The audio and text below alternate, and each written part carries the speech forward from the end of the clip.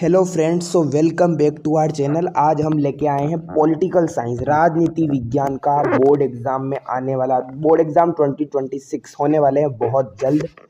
चाहे आप कोई से भी बोर्ड से हो, चाहे आप आरबीएसई बोर्ड से बिलोंग करते हो, सीबीएसई स्टेट बोर्ड या कोई सा भी एक तरीके से यूपी एमपी गुजरात जो भी, जहाँ पर भी एनसीईआरटी की बुक अवेलेबल है, जहाँ पर भी एनसीईआरटी की बुक चलती है। एनसीईआरटी का मतलब होता है, आपको कैसे पता चलेगा? एनसीईआरटी का मतलब होता है आपकी जो दो बुक चलती है पॉलिटिकल साइंस की, स्वतंत्र भारत में राजनीति और विश्व राजनीति, वैश्विक राजनीति, वर्ल्ड पॉलिटिक्स और इंडियन पॉलिटिक्स। दो बुक्स है आपके पॉलिटिकल साइंस में। वो अगर आपके हैं तो ये वीडियो आपको लास्ट तक देखना है। पूरे हूबहू एक तरीके से जो बोर्ड एग्जाम में आ सकते हैं वो क्वेश्चन बताए जाएंगे। और ये पेपर अगर आपने बहुत अटेंटिवली अटेंड कर दिया, बिना स्किप किए, हर एक क्वेश्चन को ध्यानपूर्वक जैसा बताया गया वैसा स्ट्रेटजी से फॉलो किया, तो आपको बिल्कुल मार्क्स नहीं कटेंगे और आपको ये पेपर एक तरीके से पूरा करना है। इसी लास्ट तक वीडियो देखिएगा।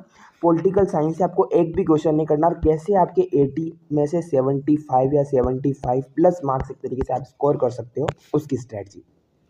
बिना स्किप किए वीडियो ज़्यादा से ज़्यादा देखना और जो क्वेश्चन मैं आपको बोलूँ उनका आपको आंसर कमेंट करना है, चाहे वो एमसीक्यू टाइप में जो भी, ताकि इससे आपको पता चलेगा आपको वीडियो कहाँ तक देख रहे हो, आप कहाँ से हो, ये भी आप बताना। और वीडियो को लास्ट तक देखना और जो क्वेश्चन बताऊँ उसका आप आंसर कमेंट करना। जिसका सबसे अच्छा आंसर होगा उसको हम पिन करेंगे, ठीक है। सो ये इंस्ट्रक्शन है जनरल, आपको सबको बताइए। सेक्शन ए पे आ जाते हैं एमसीक्यू क्वेश्चन। सोवियत संघ में, सोवियत संघ बोले तो यूएसएसआर, यस, यूएसएसआर में सुधारों की शुरुआत किसने की? किसने रिफॉर्म्स किए थे सोवियत संघ में? आए तो बहुत सारे थे, चाहे स्टालिन हो, खुश्चेव हो, व्लादिमीर लेनिन हो, लेकिन मिखाइल गोर्बाचेव ऐसे महान व्यक्ति थे जिन्होंने सुधारों की शुरुआत की थी एक तरीके से। तो एक तरीके से ये सुधारों के जनक कहा जाता है। यूएसएसआर में सुधारों के जनक कोई है तो Mikhail Gorbachev. Option number A is correct. ASEAN क्षेत्रीय मंच, आसियान रीजनल फोरम की स्थापना कब की गई थी? 1994 में। आसियान के क्वेश्चन डेफिनेटली क्वेश्चन में आपको एग्जाम में देखने को मिलेगा। सिर्फ राज्य ही नहीं, समूची मानवता की सुरक्षा की धारणा किस पक्ष में आती है? मतलब मानव ही नहीं, पूरे मानवता की सुरक्षा किस में आती है? इसका आंसर बताओ। देखें आप, इससे आपको पता चलेगा कि आपको एक तरीके से, यानी ऐसे आपको लिखना है कमेंट सेक्शन में, थर्ड का जो भी आपको क्वेश्चन है वो बताना है और कमेंट करना है इसका आंसर, ठीक है। इसका आंसर आप कमेंट करना कि समूची मानवता ही नहीं, यानी कि नॉट ओनली पर्टिकुलर, केवल राज्य के नहीं, पूरी मानव समाज जिसमें आ जाता है, उसकी सिक्योरिटी की बात अगर कोई कर रहा है तो वो कौन सी परसेप्शन कर रहा है, कॉन्सेप्ट कौन सा है? वो पारंपरिक है या फिर वैश्विक है या फिर सभी है या अपारंपरिक है? सभी तरीके से बताओ। जलवायु परिवर्तन, जैव विविधता, वानिकी के संबंध में हुए नियमाचार है कि जलवायु क्लाइमेट चेंज के बारे में, बायोडाइवर्सिटी के बारे में और वानिकी के संबंध में जो नियमाचार हुए थे उनको क्या कहा गया था? उनको क्या कहा गया था? जलवायु नियमाचार नहीं, जलवायु नियमाचार नहीं, मॉन्ट्रियल प्रोटोकॉल। अच्छा, कब हुआ था मॉन्ट्रियल प्रोटोकॉल? एजेंडा 21 क्या था? रियो डी जेनेरो में हुआ। रियो डी जेनेरो जो 1992 ब्राजील में जो शहर उसमें आता है, जो इसमें एजेंडा 21 आइडेंटिफाई किए गए थे। तो जलवायु परिवर्तन, जैव विविधता और वानिकी के संबंध में जो नियमाचार हुए उसको मॉन्ट्रियल प्रोटोकॉल कहा गया था, ठीक है। Montreal protocol 1987। अगला क्वेश्चन, वैश्वीकरण का सबसे महत्वपूर्ण कारक क्या है? बहुत है, विचार भी है, वस्तु विनिमय भी वैश्वीकरण का कारक है, लेकिन टेक्नोलॉजी सबसे ज़्यादा ग्लोबलाइजेशन कोई कर रहा है तो वो टेक्नोलॉजी। आज आप कुछ भी भेजोगे तुरंत वो अमेरिका में चला जाएगा एक सेकंड में। सो टेक्नोलॉजी सबसे ज़्यादा ग्लोबलाइजेशन का इफेक्ट करता है। दूसरी पंचवर्षीय योजना कब से कब तक शुरू की गई? दूसरी पंचवर्षीय योजना, तो दूसरी पंचवर्षीय योजना जो है वो 1957 में मुख्य रूप से किस पर अधिक ध्यान दिया गया? उसमें उद्योगों पर दिया गया था, ठीक है। अगला क्वेश्चन, नेहरू मंत्रिमंडल के किस मंत्री ने भारत चीन युद्ध के दौरान त्यागपत्र दे दिया? रिजाइन किसने कर दिया था? भारत चीन का युद्ध हुआ तो एक मंत्री नेहरू जी के थे तो उन्होंने त्यागपत्र दे दिया था। कौन थे वो थे वी के कृष्ण मेनन ने एक तरीके से नेहरू मंत्रिमंडल से त्यागपत्र दे दिया था। तो क्या मतलब वो रक्षा मंत्री थे, है ना।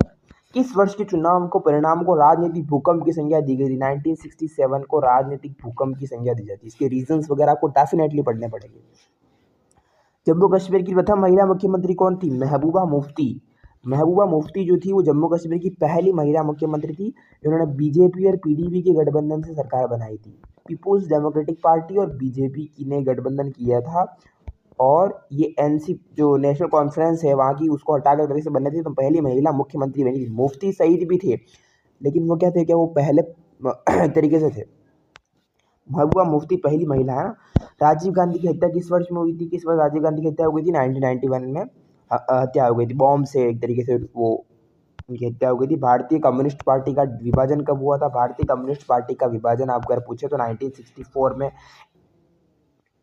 कम्युनिस्ट पार्टी ऑफ CPI आई और CPIM एक तरीके से ना, CP communist party of India, और एक थी CP कम्युनिस्ट पार्टी मार्क्सवादी जो इंडिया थी, लेनिनवादी वगैरह ऐसी थी। तो अलग अलग कम्युनिस्ट पार्टी चीन की भी थी। तो इंडिया वाली का 1964 में विभाजन हो जाता है। 1957 के आम चुनाव को कांग्रेस को कितने सीटें मिली? सबको पता ही 1957 में कांग्रेस को कितनी सीटें मिली? 371, 371 सीटें 1957 के इलेक्शन में मिलती है कांग्रेस को। ठीक है, अच्छा अगला क्वेश्चन है, रजवाड़ों के शासकों को भारत में आने से पूर्व किस विलय पर हस्ताक्षर करने होते हैं? जो राजे रजवाड़े थे 565 एक तरीके से रियासत थी, उनको पहले भारत में आने से पहले एक हस्ताक्षर करने, ट्रिस्ट विद डेस्टिनी नहीं, तो जवाहरलाल नेहरू का भाषण है। इंस्ट्रूमेंट ऑफ एक्सेशन,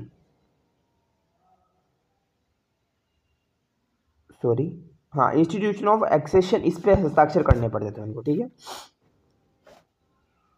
अगला क्वेश्चन, हिंदी इंग्लिश ट्रांसलेशन थोड़ा मिस्टेक है शायद इस पेपर में। कौन सा अतीत देश अतीत में हिंदू राज्य था? तो वो नेपाल था।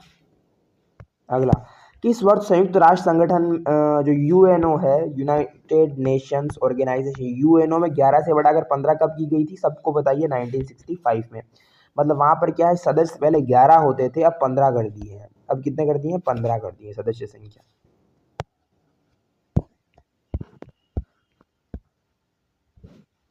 1965 में कर दिया, अभी तो काफ़ी 190 प्लस है। पश्चिमी पाकिस्तान के प्रभुत्व के खिलाफ पश्चिमी पाकिस्तान का विरोध करते हुए जनसंघर्ष का नेतृत्व किसने किया था? शेख मुजीबुर रहमान, जो मतलब बांग्लादेश का एक तरीके से सपोर्ट कर रहे थे, है ना। तो मुजीबुर रहमान जो है,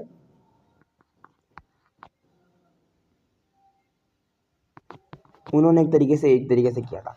एंटी बैलिस्टिक मिसाइल संधि कब हुई थी? 1972। एंटी बैलिस्टिक जो मिसाइल संधि हुई थी वो 1972 में हुई थी। अगला आ जाइए, नेक्स्ट हम एक तरीके से क्वेश्चन, अगर आपको वीडियो पसंद आ रहा हो तो लास्ट तक जरूर देखना, और जो भी आपको डाउट हो, कोई भी क्वेश्चन वगैरह आपको एक तरीके से, तो अगर हम बीच बीच में इस चैनल पे लाइव क्लासेस वगैरह भी चलाते रहेंगे, तो एक तरीके से लास्ट तक देखते रहना। और कुछ भी एक तरीके से आपको मिस्टेक लगे या फिर एक तरीके से कोई चैप्टर आपको बहुत हार्ड लगे, तो उसको एक तरीके से बार बार प्रैक्टिस करते रहिए, क्योंकि जितना ज़्यादा आप प्रैक्टिस करोगे उतना ही एक तरीके से हम कहें कि वो क्वेश्चन आपको उसमें आता जाएगा। क्योंकि पॉलिटिकल साइंस एक ऐसा सब्जेक्ट है जिसमें 100 आउट ऑफ 100 आप भी स्कोर कर सकते हो आराम से। 100 आउट ऑफ 100 लाना कोई बड़ी बात नहीं है, बहुत यदि आपने एक तरीके से हर कॉन्सेप्ट को फॉलो किया है, NCERT आपको एक तरीके से मुंह जुबान याद है, तो आराम से एक तरीके से आप इसमें कर सकते हो। इसमें ऐसा कुछ भी नहीं है कि बहुत हार्ड हो गया वगैरह। ठीक है, अगला अगला हम क्वेश्चन पे आ जाते हैं।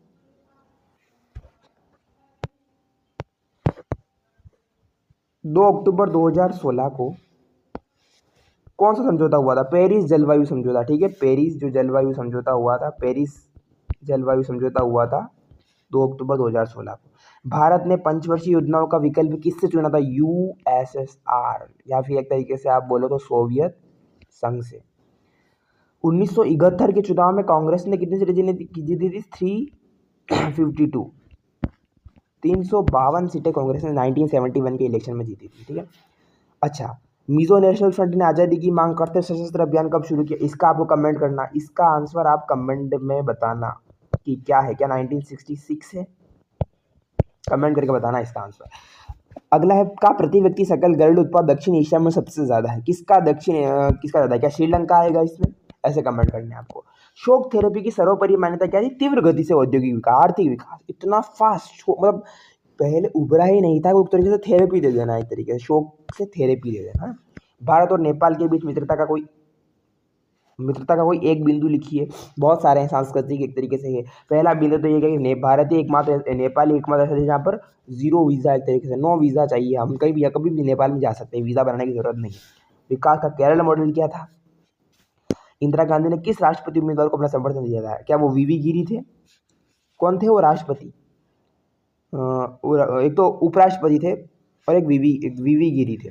तो इनमें से इंदिरा गांधी ने किसको समर्थन दिया था? भारतीय जनता पार्टी BJP जो है वो कब अस्तित्व में आई थी? तो ये आई थी आपकी 1980 में, 1980 में।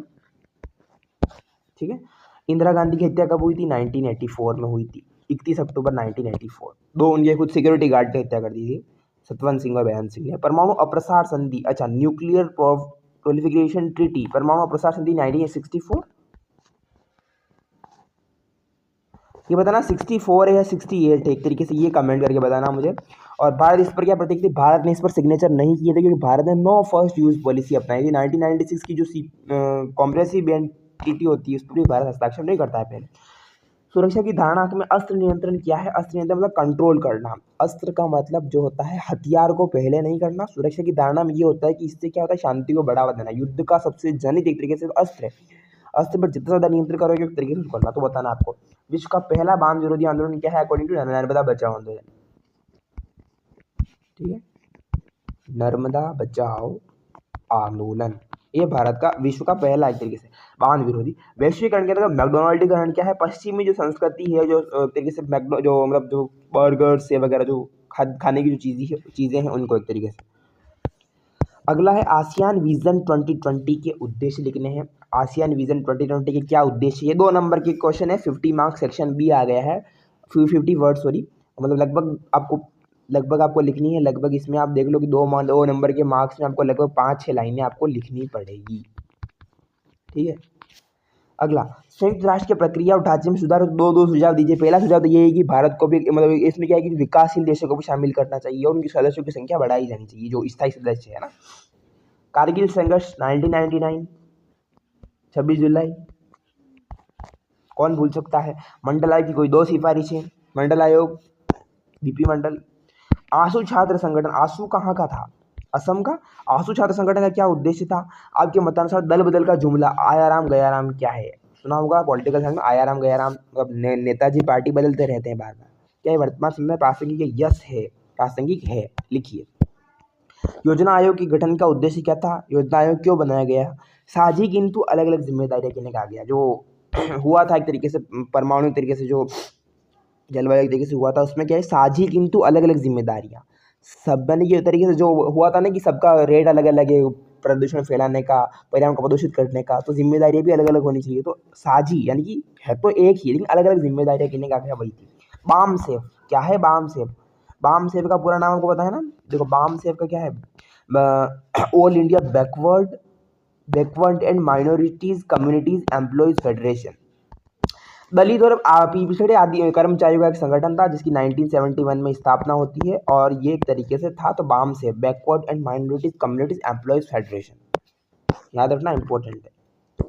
इससे किसका दल गठन का हुआ, इससे बसपा आई थी, बसपा साहब, कांसीराम जी की पार्टी, बहुजन समाज पार्टी, बसपा।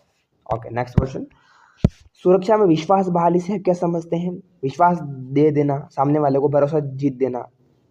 भारत पाकिस्तान के मध्य प्रमुख विवाद को मुद्दे बताइए, बहुत सारे मुद्दे हैं, इसको तो कोई नहीं छोड़ जाएगा, एक तरीके से आप बिल्कुल बिना पढ़े आराम से लिख सकते हो। आपातकाल से 2 सबक, सबसे पहला था कि भारतीय लोकतंत्र बहुत मजबूत था ऐसी स्थिति में भी। दूसरा सबक तो था कि एक तरीके से जो कोई भी स्थायित्व नहीं होती कोई भी दल, चाहे वो वर्ष दशकों तक कांग्रेस रिपीट हो रही थी, लेकिन आपातकाल से ऐसी स्थिति सामने आई कि वो हुआ और न्यायालय भी एक तरीके से पता चला हमें। सेक्शन सी आ जाता है बड़े क्वेश्चन, यूरोपीय संघ को क्या चीज़ एक प्रभावशाली संगठन है, उसकी विशेष ऐसी चीज़ें बताना जो यूरोपीय संघ को प्रभावशाली बनाती है। या फिर जापान की उभरती हुई अर्थव्यवस्था, इकोनॉमी, जापान की इकोनॉमी पर आपको प्रकाश डालना है। जापान की क्या ऐसा है, जापान से हम क्या सीख सकते हैं, ऐसा जापान की अर्थव्यवस्था में क्या ऐसा उछाल आ रहा है कि अर्थव्यवस्था तेजी से उभर रही है। या फिर एक ध्रुवीय विश्व में जब एक तरीके से अंतर्राष्ट्रीय संगठन की भूमिका है बतानी आपको कि एक तरीके से इंटरनेशनल ऑर्गेनाइजेशन, यहाँ पर संयुक्त राष्ट्र संघ की नहीं पूछ रहा है, जितने भी इंटरनेशनल ऑर्गेनाइजेशन है सब कही, ऐसा नहीं कि आप यूएनओ लिख के आ जाओ, ध्यान से पढ़ना क्वेश्चन को। इंटरनेशनल ऑर्गेनाइजेशन संयुक्त अंतर्राष्ट्रीय संगठन यानी कि जब एक ध्रुवीय विश्व की ओर बढ़ रहा है उसमें इंटरनेशनल जो ऑर्गेनाइजेशन की क्या भूमिका हो सकती है। या फिर संयुक्त राष्ट्र संघ की प्रमुख एजेंसियाँ उनकी संरचना के अंगों कार्यों का वर्णन करना है, कौन कौन सी एजेंसियाँ वगैरह। एक दल के प्रभुत्व के कारण तथा उसके प्रभावों की विवेचना कीजिए कि अगर एक दल का आ जाए, जैसे कांग्रेस का एरा था एक तरीके से, एरा ऑफ कांग्रेस था 19 कब से पहले 1989 से पहले तो कांग्रेस ही आ रही थी बार बार। एक तरीके से अपवाद के स्वरूप मोरारजी देसाई की सरकार जनता पार्टी को छोड़ दे, बाकी सब कांग्रेस का ही एरा था। तो उसमें क्या फिर हमने गठबंधन की राजनीति आई, उसके प्रभाव क्या हुए वो बताना आपको। भारतीय जनसंघ की विचारधारा, जनसंघ ही, अच्छा जनसंघ जो था वही बाद में श्यामा प्रसाद मुखर्जी वाला ही जनसंघ ही बाद में जो है उसका एक तरीके से न्यू वर्जन हो जाता है बीजेपी का, ठीक है, जनसंघ। आपातकाल के परिणाम, रिजल्ट ऑफ इमरजेंसी, बहुत डिटेल में बताना है कि आपातकाल से क्या क्या सबक मिले, और या फिर आपके मतानुसार क्या 1977 के चुनाव परिणाम में कांग्रेस की हार का एकमात्र कारण आपातकाल ही था? क्या केवल इमरजेंसी से कांग्रेस हारी थी? यस, सबसे बड़ा कारण आपातकाल था, लेकिन not only for one reason, बहुत सारे इसके कारण थे। क्या क्या तर्क देने हैं आपको, रीजन देने की क्या क्या थे। आपातकाल के अलावा ऐसी कुछ नीतियां भी आ गई थी कि सब तरीकों को साथ में नहीं लिया जाता है। राजे रजवाड़े प्रीवी पर्स जो है था उससे काफी लोग नाराज थे, बहुत सारे रीजन से नारा, गरीबी हटाओ केवल कागजों तक सीमित था। आगे, सोवियत संघ के विघटन के कारणों की विवेचना कीजिए। क्यों यूएसएसआर क्यों मतलब हट गया, उसका पतन क्यों हो गया, अमेरिका क्यों आगे बढ़ता गया? एक तरीके से इसका क्वेश्चन ऐसे भी पूछ सकता है कि अमेरिका की उभरती जो अमेरिका जो था उसके सामने जो सोवियत संघ तो वो कैसे जीतता गया और सोवियत संघ हारता गया, वो बताने जाने। कॉम्पेयर, भारत और रूस के संबंधों पर प्रकाश डालिए। इंडिया रशिया के रिलेशन बहुत सेंसिटिव एक तरीके से क्वेश्चन, और हर बार पूछे जाते हैं। इंडिया रशिया का रिलेशन, सबसे बड़ा हथियार खरीदने वाला देश भारत रशिया का भारत ही है, बताना आपको पूरा। अगला क्वेश्चन, वैश्वीकरण का आशय बताते हुए इसके प्रभाव, व्हाट इज ग्लोबलाइजेशन, इसके मीनिंग बतानी है और इसको इफेक्ट प्रभावों का वर्णन करना है। और इसके वैश्वीकरण के जो विरोध हो रहे हैं, अलग अलग फोरम बन रहे हैं, वर्ल्ड सोशल फोरम WSF जो बनते हैं, ऐसे जो बनते हैं वो आपको बताना है। एक तरीके से अलग अलग जोन्स बन रहे हैं। वैश्वीकरण को प्रश्न जरूर आता है, और ब्लूप्रिंट का कोई जरूरी नहीं। राजस्थान बोर्ड के स्टूडेंट ध्यान सुन ले, जरूरी नहीं कि आपका जो टोटल क्वेश्चन ब्लूप्रिंट से ही आए, क्वेश्चन कहीं से भी आ सकते हैं। पॉलिटिकल साइंस में आपको हर एक क्वेश्चन को एक तरीके से अच्छे से समझना है। नेक्स्ट है मैप। मैप तो मेरी मन में एक ही धारणा है कि मैप एक तरीके से अगर मैं बोलूँ, यानी मैप क्या है, तो मैप मेरी तरफ से क्या है, फ्री के नंबर, कुछ भी नंबर नहीं करना है, फ्री मार्क्स, है ना। फ्री मार्क्स क्यों बोला मैंने? 4 नंबर, एक मेरी बात सुनो, एक तो आप इतना मेहनत करके ऊपर इतने बड़े बड़े क्वेश्चन लिख रहे हो, 2-2 ढाई-ढाई 3-3 पेज भर रहे हो 4 नंबर के लिए, और एक बस 4 टिक कर रहे हैं, 4 सब वर्ड लिख रहे हो, 4 नंबर आना, तो है ना फ्री के नंबर, कुछ भी नहीं करना। मैसूर, देखो याद रखना, मैप की चाहे हिस्ट्री हो, पॉलिटिकल साइंस हो, ज्योग्राफी हो, कोई भी अभी सब्जेक्ट जिसमें मैप आता हो, 10th स्टूडेंट देख रहा है, सोशल साइंस जिसके सब्जेक्ट हो, मैप में ऐसे क्वेश्चन अथवा वाले, ऐसा नहीं कि आप जैसे कि 4 दे रखे तो दो ये वाले पहले पढ़ देंगे और ये वाले बाद में, दो ऊपर के पढ़ देंगे, 2 नीचे के पढ़ देंगे, नहीं, 0 नंबर मिलेगा इससे आपको। क्यों? क्योंकि अथवा का मतलब होता है या तो ऊपर के करो या नीचे के। यदि चारों आ रहे हैं, 3 भी आ रहे हैं, तो भी या तो 3 ही ऊपर के, चारों ऊपर के करो या भी चारों नीचे के करो। ओनली फॉर 1 अटेम्प्ट करना है इसमें से आपको, ऐसा नहीं कि आप सब एक तरीके से करते जाओ, ठीक है। तो देखो, मैसूर को दर्शाना है मणिपुर, आंध्र प्रदेश और सीलोन। सबसे इंपॉर्टेंट है सीलोन। क्या था? सीलोन क्या था उस टाइम सीलोन ही श्रीलंका था। तो सीलोन कितना घुमा के पूछा है आप तरीके से, अगर आपने पॉलिटिकल को ध्यान से पढ़ा है, वर्ल्ड पॉलिटिक्स को, सीलोन श्रीलंका था। श्रीलंका मैप में सबसे नीचे एक तरीके से इंडिया कैसे बना होता है, तो वो श्रीलंका दर्शाना है आपको। 1 नंबर ये मिले। आंध्र प्रदेश तेलंगाना के पास, मणिपुर नॉर्थ ईस्ट। मैसूर कहाँ है? अच्छा, मैसूर क्या है? कर्नाटक में है। मैसूर कर्नाटक का है ना। अगला या फिर ये ग्वालियर, ग्वालियर कहाँ का है? ग्वालियर बोले तो MP। मद्रास, मद्रास 1 मिनट, तमिलनाडु है ना। मद्रास क्या है? तमिलनाडु। बड़ौदा, अच्छा बड़ौदा कहाँ है? महाराष्ट्र या गुजरात, बताओ। बड़ौदा गुजरात, बिल्कुल। और हैदराबाद, हैदराबाद क्या है? तेलंगाना और आंध्र प्रदेश की पहले राजधानी हुआ करती, लेकिन अब आंध्र प्रदेश की राजधानी अमरावती है। So you have to fill Hyderabad को आप किसको फिल करना है? तेलंगाना, तेलंगाना। ये इस तरीके से 4 या ऊपर के करो या 4 नीचे के करो। अगर ये आपने ध्यान से अटेंड कर दिया तो आपका तरीके से हो जाएगा। आई होप आपको वीडियो पसंद आया होगा। पॉलिटिकल साइंस का मेरी तरफ से पूरा क्वेश्चन मैं आपको बता दिया, डिलीवर कर दिया है। और भी एग्जाम के टाइम ऐसे क्वेश्चन होते रहेंगे, तो अगर आपको चैनल को सब्सक्राइब कर देना, ज़्यादा से ज़्यादा कमेंट करना, जो मैंने बोले आपको कमेंट बताना वो ज़रूर कमेंट करके बताना। अपने फ्रेंड के साथ वीडियो शेयर करना, ज़्यादा से ज़्यादा सब्सक्राइब करो, वीडियो को पूरा ज़रूर देखना, क्योंकि एक भी क्वेश्चन मिस मत करना। आई होप कि आपको पेपर जाएगा। एग्जाम से पहले और भी सेशंस लेंगे, live sessions, model paper, important question, notes वगैरह सब कुछ बताए जाएंगे चैनल्स पे। तो इस चैनल पे आपको allrounder, not only for education, हर फैक्ट रिलेटेड चैनल की वीडियो मिलेगी, चैनल पर वीडियो मिलेगी। तो ज़्यादा से ज़्यादा इस तरीके से देखना। सो आई होप आपको वीडियो पसंद आया होगा। इसी के साथ ठीक है, कुछ भी डाउट हो तो जरूर पूछना। Thank you so much.